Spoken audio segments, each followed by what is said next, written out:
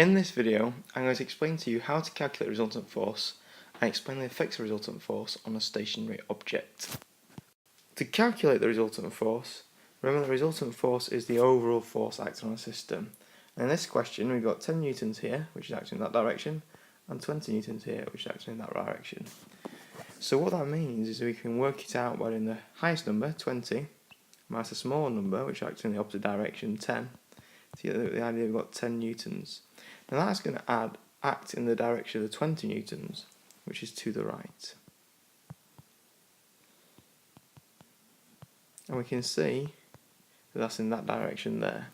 So the idea is that the 20 newtons going forward, if that was the only force, it will be moving forward with 20 newtons. However, because we've got 10 pulling it backwards, we have to take that 10 away.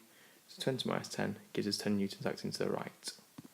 The second part of the question asks us to explain the effects of a resultant force acting on a stationary object.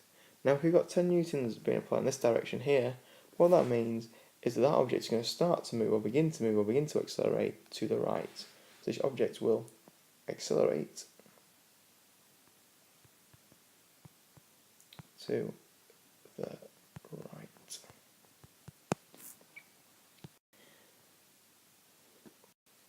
If you feel that you understand this now, you can move on to try and calculate the questions that you've got given in class. If you still feel as though you need a bit more work, I'm going to go through a few more examples on the next slide. So on this slide, we'll take this one as question 1 to begin with. We have 50 newtons in this direction here, and 10 newtons acting that way.